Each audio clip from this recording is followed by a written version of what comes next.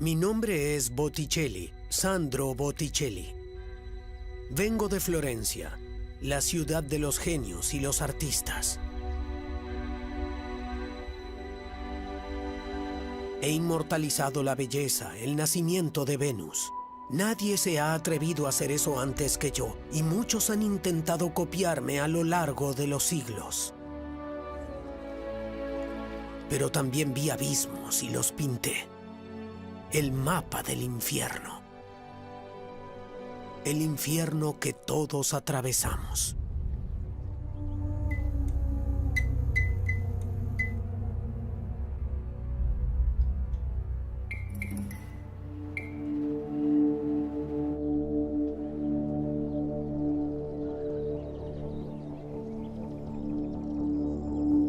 La Biblioteca del Vaticano guarda tesoros de la humanidad.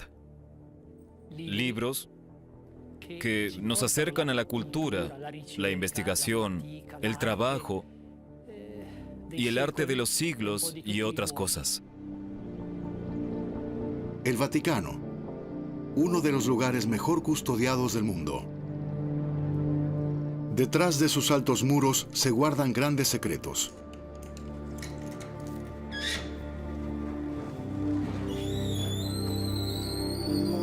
Las cámaras acorazadas conservan grandes tesoros de la historia humana, que se abren a nuestros ojos.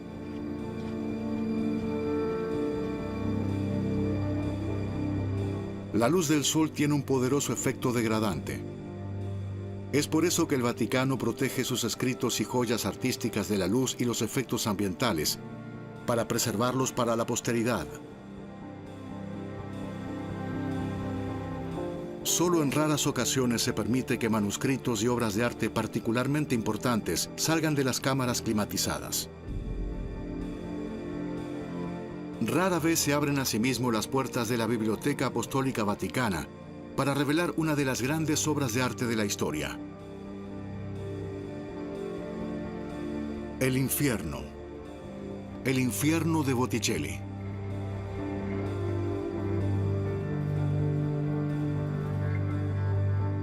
En los complejos anodinos del Vaticano, el mapa del infierno de Botticelli se somete a un proceso único.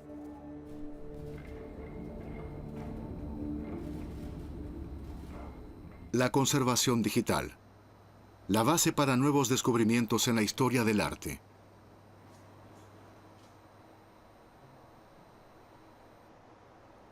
El escaneado científico de manuscritos es una forma de preservación y apertura al mismo tiempo. De este proceso surge algo nuevo. El embudo del infierno de Botticelli, el mapa del infierno, en un potentísimo escáner de gran formato. Su alta resolución lo convierte en una especie de lupa digital. Los detalles, los pigmentos de color, las sombras, se capturan con una profundidad y densidad que la vista humana no es capaz de alcanzar. La visión del ojo humano al observar un original es limitada. Sin embargo, si agrandamos la imagen, puede que podamos apreciar detalles que no distinguíamos antes. ¿Hay todavía detalles por descubrir?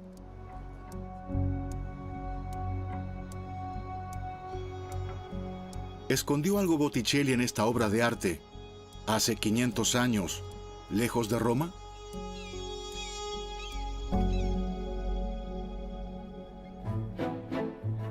Yo, Sandro Botticelli, vengo de la ciudad de los genios y los artistas, de la hermosa Fiorenza, mi Florencia. Los edificios de Florencia, sus callejones y sus calles empedradas resuman historia. Prosperidad y sufrimiento, belleza y tristeza. Botticelli nació y se crió en una pequeña calle del distrito de Ognissanti.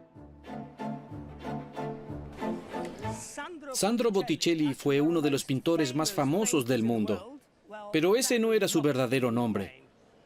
El verdadero nombre del artista era Sandro Filippeppi, hijo de Mariano Filippeppi, el hijo menor de una familia numerosa. Hay mucha especulación sobre cómo obtuvo su nombre. Algunos afirman que tenía un hermano mayor y gordo que parecía un barril. Bote en italiano, B-O-T-T-E. Y por eso lo llamaron barrilete, Botticelli.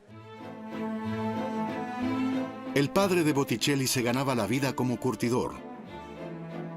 Envía a su hijo a un orfebre, donde aprende el oficio con metales preciosos y joyas.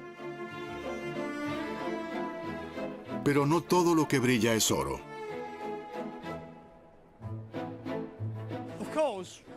Trabajar como orfebre no era fácil. Rodeado de fuego y con un calor casi insoportable.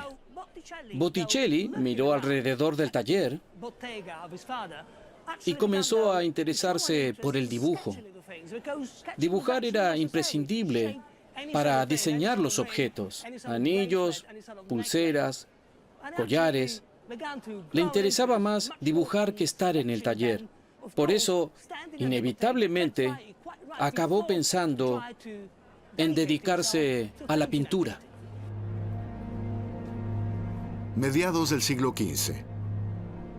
Florencia representa el apogeo del Renacimiento, origen de una nueva corriente de pensamiento. La mayoría de la gente idealiza el humanismo y el Renacimiento, pero la realidad no era esa. Hay que imaginar una vida llena de pobreza y suciedad. Florencia fue devastada por la peste varias veces. La mentalidad en general seguía profundamente arraigada en la Edad Media. Seguramente buscaban una salida de ese infierno. Yo, Sandro Botticelli, de la ciudad de los artistas y los genios. Dicen que soy un artesano. ¿Un mero pintor de coloridos murales? No, soy un artista, porque veo más de lo que ven ustedes. Mi tarea es observar y documentar. Por eso le regalé al arte mi diseño para la eternidad.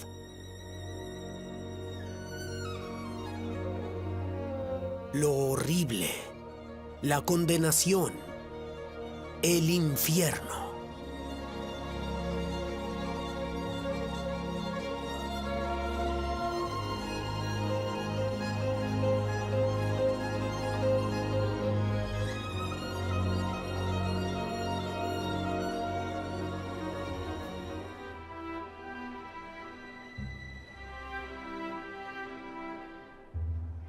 Cuando nos fascina algo hermoso, lo inmortalizamos. Lo miramos una y otra vez. Hoy de forma digital, en aquel entonces a través de los artistas. La función que cumplen hoy los documentales y las grabaciones es la que cumplían entonces las pinturas de Botticelli. Ilustrar historias, la religión, los mitos. Para una generación en la que el arte era la única ventana a otros mundos, tiempos y fantasías.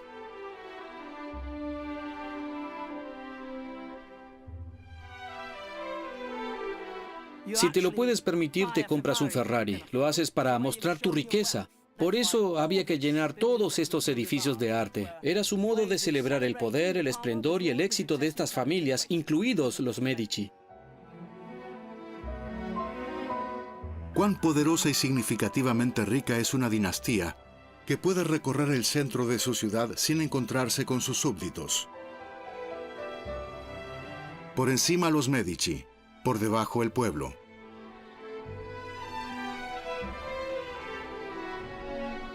Tener poder sobre la ciudad y hacer todo lo posible para exhibirlo.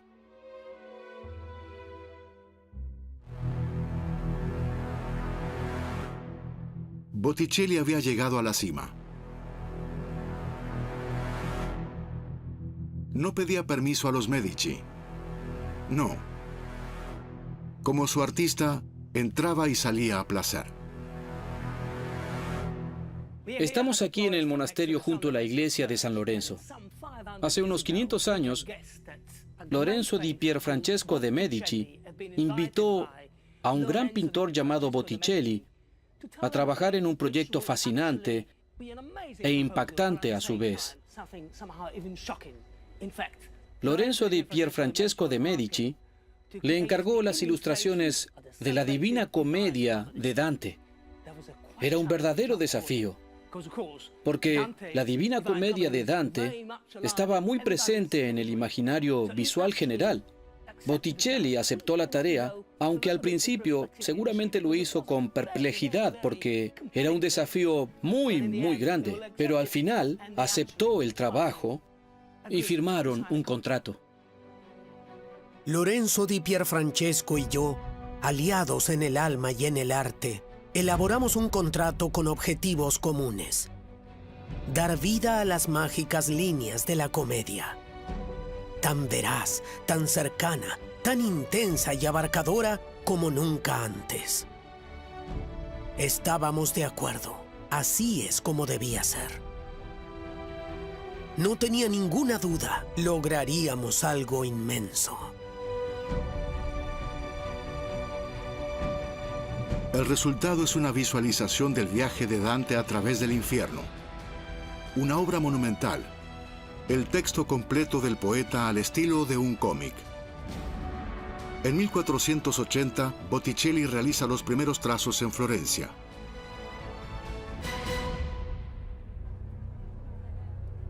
En la Divina Comedia de 1321, Dante Alighieri describe cómo, impulsado por la duda, busca la iluminación.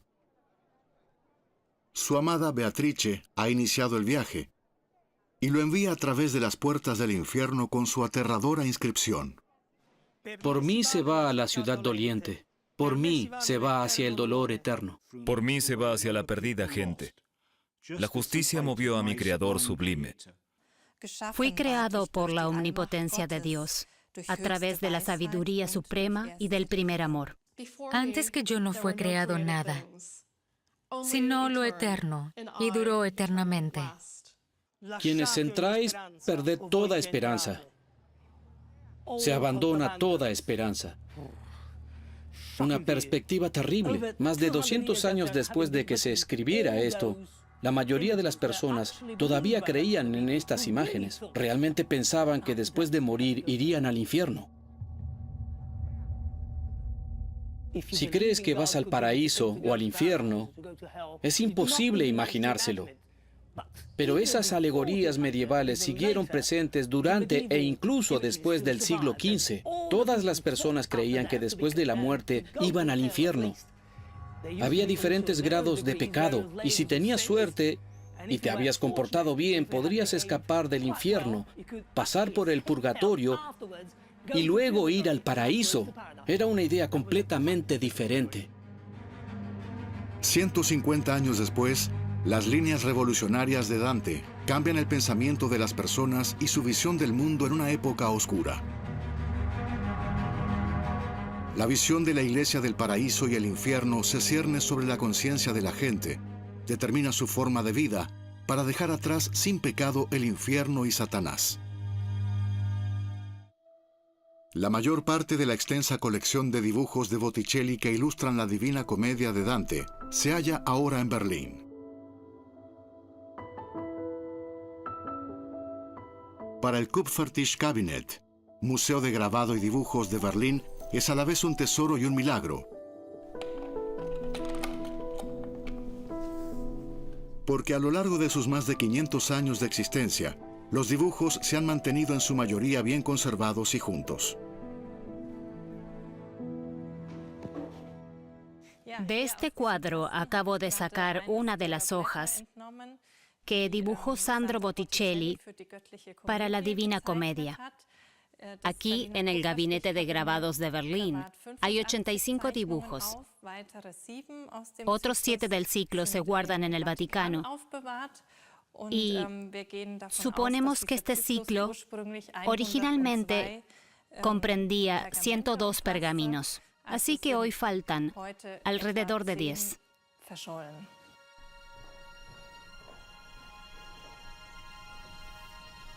¿Por qué son tan importantes estos dibujos?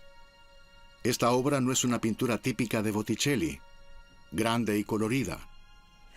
Hoy en día, y de hecho, desde su descubrimiento, se dice que es una de las obras más importantes del arte renacentista. En realidad, se puede decir que Botticelli dibuja las palabras de Dante como ningún otro ilustrador del poeta previo o posterior. Las traduce en imágenes y nos la presenta como una historia pictórica. No es una obra de arte, son 92 obras de arte. Cada dibujo es un Botticelli fascinante, con la fuerza y la magia inimitables del artista. El viaje dantesco del infierno al paraíso, con una estética e intensidad impresionantes.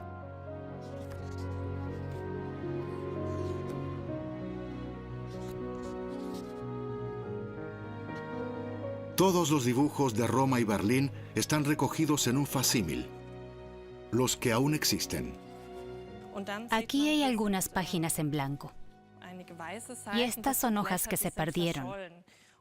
Y es muy interesante, al tener aquí este detallado mapa del infierno, uno puede intuir cómo Botticelli se imaginaba la representación de estos cantos, de los que no tenemos ninguna hoja.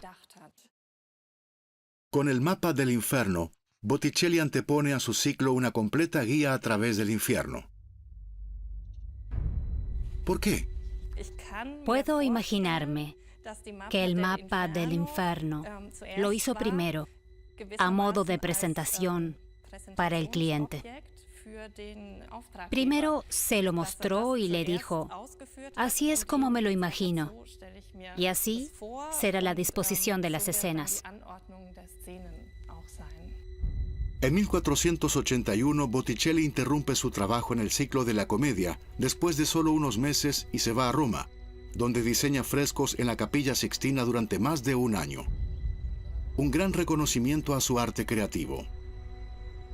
De vuelta en Florencia, Botticelli retoma las escenas de Dante en forma motivada y creativa, y encuentra un estilo narrativo absolutamente inusual en la época. Botticelli demuestra ser un gran innovador e inventor artístico.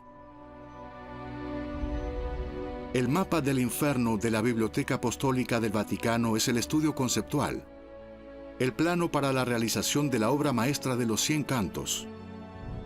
Establece los cimientos de su inusual enfoque. Es interesante comparar los dibujos de Botticelli con un código básicamente contemporáneo que surgió entre 1480 y 1485. Aquí tenemos la relación tradicional entre imagen y texto. La imagen tiene una relación funcional y directa con el texto. Representa un solo momento. Es una selección de un episodio muy importante del canto. En Botticelli tenemos una visión completamente diferente, porque no plasma una imagen, sino el transcurrir de un ciclo, un continuo espacio temporal. En el embudo del infierno, por ejemplo, se puede ver a Dante y Virgilio en la parte superior, que se distinguen por el color de sus túnicas. Entran y se ve cómo caminan a través de los 9 círculos. El cuadro resume estos procesos. Esta es la enorme diferencia entre el ciclo de Botticelli respecto a un manuscrito tradicional. Pero Botticelli va un paso más allá. Necesita espacio para su tipo de dibujos y planea algo nuevo. Además de la representación de varias fases en una misma hoja, Botticelli planea una disposición especial del texto análogo. Cada uno de los 100 cantos se escribe en el reverso del pergamino, del revés. En consecuencia, la imagen aparece siempre arriba y el correspondiente canto abajo. Y así queda claro. De ahí solo puede surgir un libro, con el embudo del infierno como imagen de portada. Lo más probable, en efecto, es que si se tienen 102 hojas de pergamino, que tienen un orden predeterminado, que se mantenga en forma encuadernada. Cualquier otra cosa sería ilógica. Además de los dibujos de Botticelli, la encuadernación es otro tesoro artístico guardado en Berlín. Es extremadamente significativo para la historia del ciclo de Dante, porque revela algo sobre el paradero del trabajo de Botticelli, su camino, sus dueños anteriores.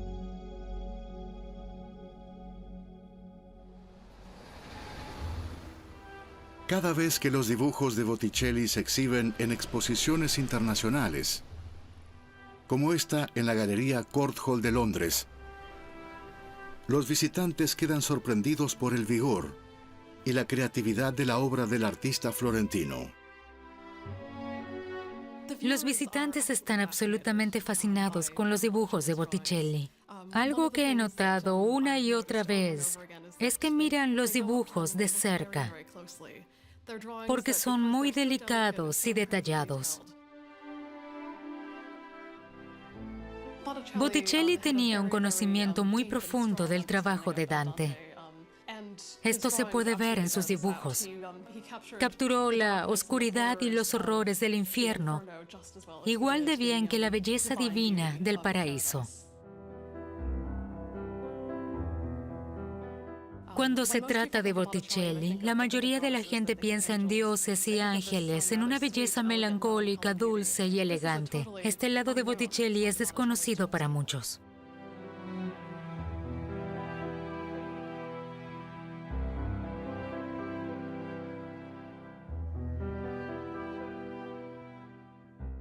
Este es el último canto del infierno, en el que Dante y Virgilio llegan al centro de la tierra, el fondo del infierno, y se encuentran con el mismo Lucifer.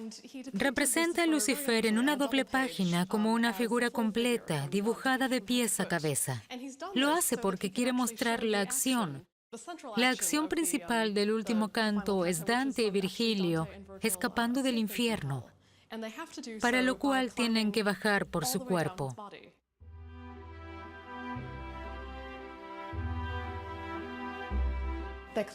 Bajan por su cuerpo agarrándose de su denso pelaje, y cuando llegan a su muslo están cabeza abajo, desde nuestra perspectiva.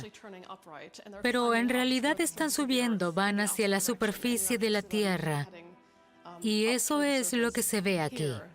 Y el canto termina con el famoso "Entonces salimos y vimos las estrellas". Tenemos que ponernos en la mente de una persona del siglo XV. La gente del siglo XV debe haber encontrado esto absolutamente aterrador. Tan perturbador el infierno y tan lleno de fantasía y esperanza, lleva Botticelli el viaje al más allá de Dante al pergamino, del infierno pasando por la purificación al paraíso. Con la excepción de algunas hojas a color, en su mayoría son solo dibujos. A menudo con gran detalle, pero siempre con gran intensidad. Y cada vez más desafiante para el artista, cuanto más se acerca el paraíso. Todos los pergaminos dibujados a mano, artísticamente muy complejos. ¿Cuánto tiempo le llevó? El mundo del dibujo se ve completamente diferente hoy en día. Las posibilidades técnicas modernas cambian enormemente el trabajo de los artistas. Las herramientas digitales generan nuevas libertades creativas. Hacen que los artistas puedan reaccionar bajo presión de tiempo, de forma rápida y creativa, con una flexibilidad increíble.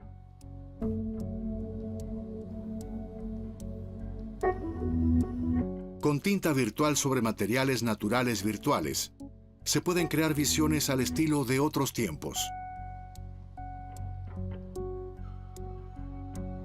Ideas, enfoques, consideraciones, todo esto es fácil y rápido de cambiar hoy en día.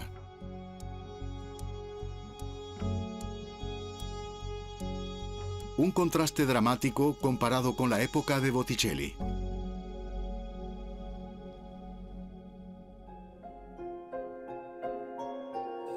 Con un estilete de metal, Botticelli solía dibujar las primeras siluetas e ideas en las hojas de pergamino.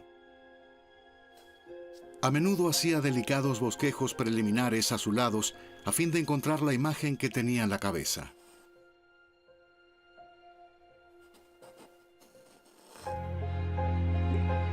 Luego Botticelli finalizaba a tinta los dibujos con líneas puras con gran experiencia y habilidad.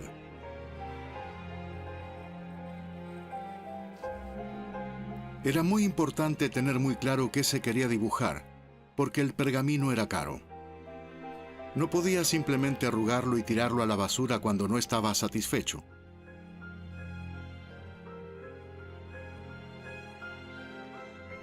Y así hay dibujos que dan fe de su cambio de opinión.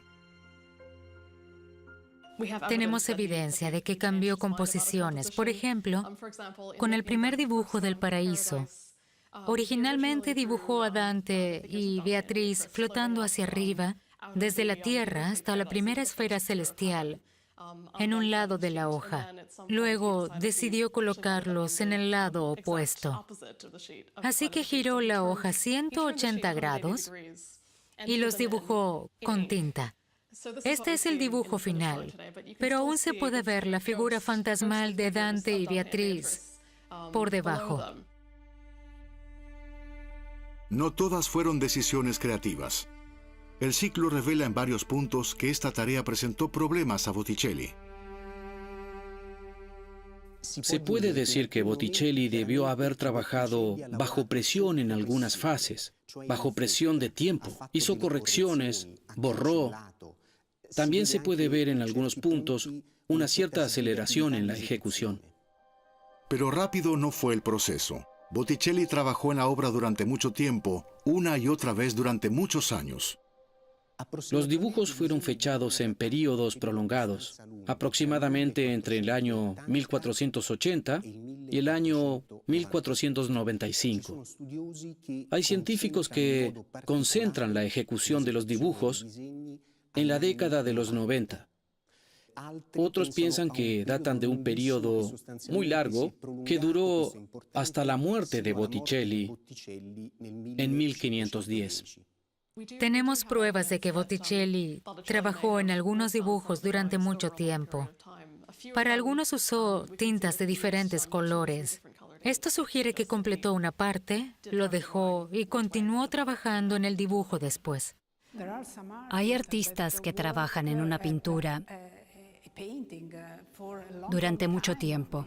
Por ejemplo, Leonardo da Vinci estuvo 20 años pintando un mismo cuadro. Quizás recibió encargos más importantes en el medio. Así que fue un proceso lento, que tomó mucho tiempo hasta completar el trabajo. Hay dos informaciones muy interesantes. Trabajar en Dante le tomó mucho tiempo. En segundo lugar, este retraso en el trabajo causó problemas a Botticelli. El cambio y la diversidad en el arte florentino, incluyendo el del Renacimiento, se puede comparar mejor en la Galería de los Uffizi en Florencia. Pero hoy nos parece que Botticelli sobresalía por encima de todo, como un artista poderoso de su tiempo. En realidad, y eso es importante, Botticelli no fue un artista tan especial en su época. Era un artista importante entre tantos otros, y esto se puede ver en la Capilla Sixtina, en los frescos de la parte inferior. Uno de ellos es de Botticelli, pero los otros son del taller de Ghirlandaio. Ni siquiera era el mejor en su clase, sino uno más entre una docena de grandes artistas de su tiempo. La estrella de Botticelli comenzó a decaer. Su nombre fue olvidado, y con eso su arte y sus visiones se perdieron de vista durante cientos de años.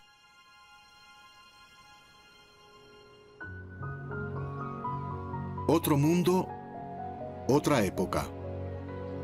Las tierras bajas de Escocia. Casi increíble. Pero aquí, después de muchos siglos de olvido, reaparecieron la mayoría de los dibujos de la Divina Comedia de Botticelli.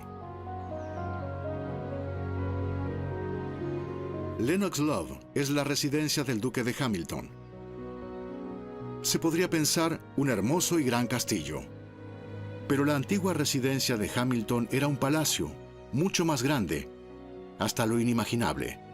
Fue destruido y su estructura original es solo visible en las fotografías. El legendario Palacio Hamilton no solo era grande, era también un tesoro artístico. Fue el 10º duque de Hamilton quien poseía fascinación por extraordinarios tesoros artísticos, quien acumuló esta riqueza. El 10º duque de Hamilton era un hombre muy tímido y también orgulloso. Se enorgullecía de ser el duque de Hamilton y Brandon. Era el noble más importante de Escocia y quería que la gente reconociera que era una figura muy importante. Con este fin, creó un tesoro que reflejaba su importancia y la de su familia. Lo usó para proyectar visualmente su estatus, su poder y su riqueza. El duque hizo todo lo posible para dejar impresionados para siempre a los visitantes. Imagínese entrar en esta habitación tan elegante, con las estanterías encristaladas. Tal vez el duque hubiese abierto una de ellas y habría podido elegir entre 100 o 150 libros, como el misal del cardenal Giulio de Medici o las ilustraciones de Botticelli. La mera abundancia seguramente le habría abrumado. Poseía una selección sobreabundante. El duque de Hamilton poseía los dibujos de Botticelli, fascinando a los visitantes con la visión del artista. Cuando el códice llegó a su colección y fue visto por los numerosos visitantes de su biblioteca, fue una verdadera revelación. Botticelli y su arte habían caído en el olvido durante mucho tiempo y estaba siendo redescubierto a través de estos maravillosos dibujos. Aquí en Escocia, los dibujos de Botticelli fueron descubiertos nuevamente después de siglos. ¿De dónde habían salido? ¿Cómo reaparecieron? La razón por la que el duque adquirió los dibujos de Botticelli estuvo en Italia de 1791 a 1802 y allí adquirió numerosos manuscritos. Cuando regresó a Gran Bretaña, le presentaron al destacado librero londinense James Edwards, que se convirtió en su mentor y proveedor. Edwards fue a París en abril de 1803 y cuando regresó, escribió una carta al 10º duque. Había descubierto un manuscrito en la librería de Molini en París.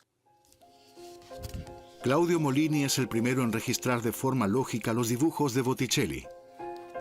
La encuadernación y una nota manuscrita de Molini son las pistas del paradero de los dibujos durante tantos años. Fue creado en Francia a finales del siglo XVIII, aproximadamente entre 1780 y principios de 1790. Esto se puede deducir de los papeles y de restos de papel en los pliegues.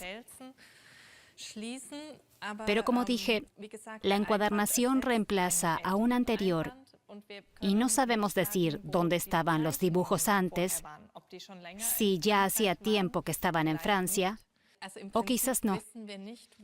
En principio no sabemos dónde estaban los dibujos desde que Botticelli los entregó hasta que Molini los enumera y los cuenta aquí, en esta encuadernación. Sigue sin saberse quién fue el primero en reconocer el increíble valor artístico del códice de Botticelli. Muy poca gente estaba interesada en Botticelli a finales del siglo XVIII. 350 años después de su muerte, vuelve a estar muy cotizado. El 12º duque vendió su colección porque se quedó sin dinero.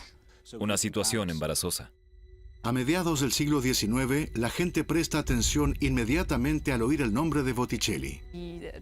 En enero de 1882, el Times publicó una breve nota en la que decía que el duque de Hamilton iba a vender su colección de manuscritos en una subasta, presumiblemente en otoño, que esa colección de manuscritos contenía piezas particularmente exquisitas, incluyendo un volumen de dibujos, posiblemente de la mano de Sandro Botticelli, sobre la Divina Comedia. El director del gabinete de grabados de Berlín, Friedrich Liebmann, mostró interés de inmediato y quiso asegurarse estos dibujos de Botticelli para el museo. El duque aceptó y el 25 de octubre de 1882 se recibieron 80.000 libras esterlinas del gobierno prusiano. El catálogo original de la subasta se convierte en un protocolo de entrega. La increíble colección de tesoros de arte del Duque de Hamilton pasa a ser propiedad de Berlín. A finales de octubre de 1882, la colección de Hamilton se empaqueta en 18 cajas de zinc y se envía a Berlín en 4 barcos separados desde la costa inglesa.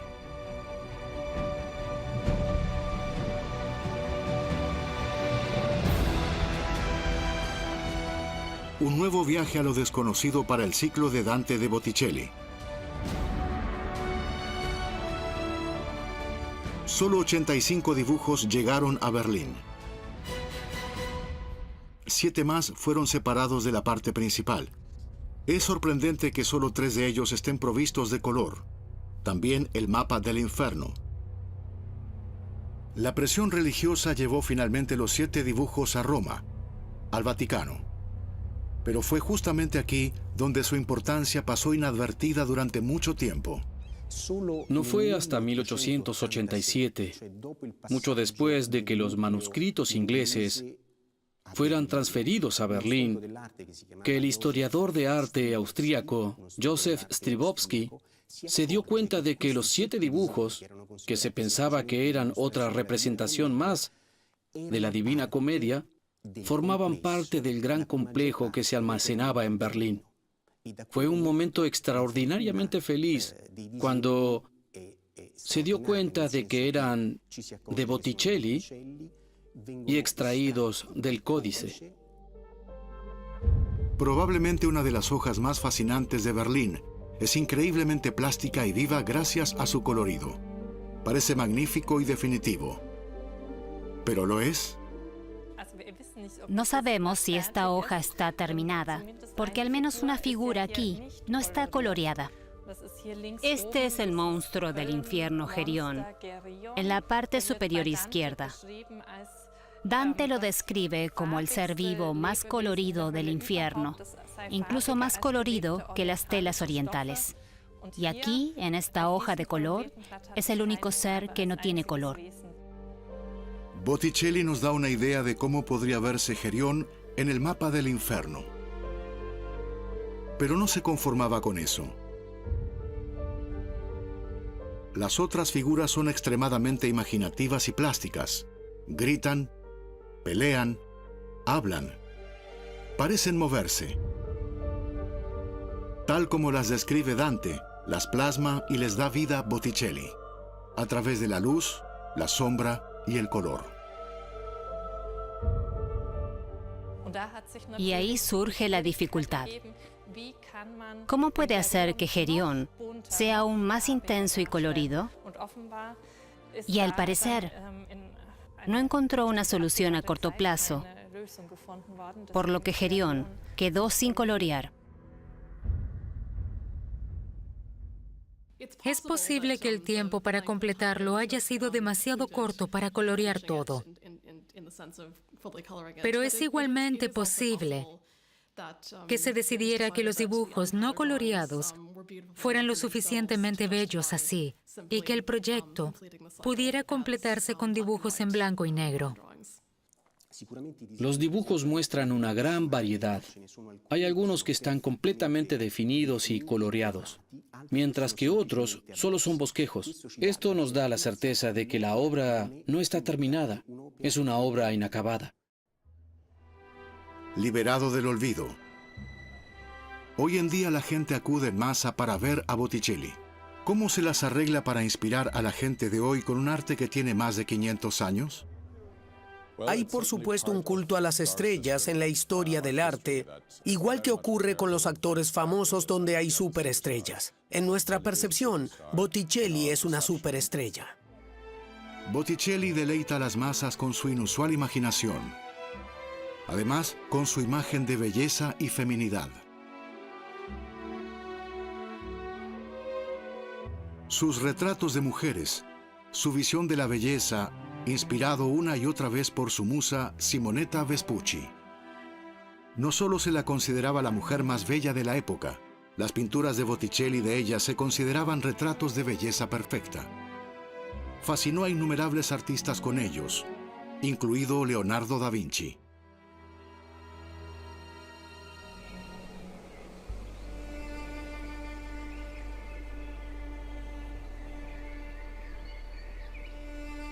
Ognissanti, el distrito florentino donde Botticelli vivió gran parte de su vida.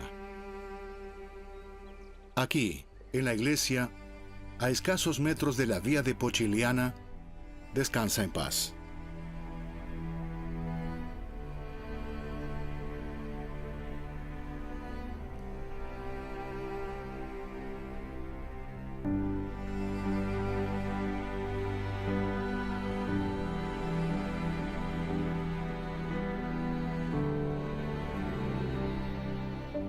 Hoy en día la obra de Botticelli está en todas partes. No creo que sea olvidado de nuevo durante siglos, como lo fue después de su muerte hasta el siglo XIX. Así lo hubiera querido Botticelli.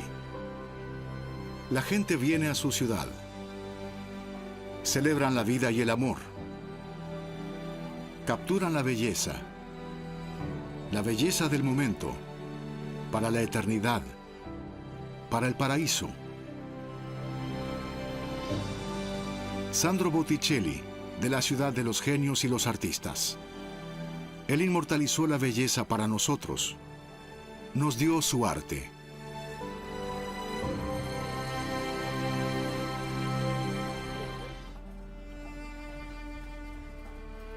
El original de Botticelli se guarda de nuevo en las cámaras acorazadas del Vaticano, hasta que la tecnología nos permita tal vez examinar aún mejor su obra y descubrir más.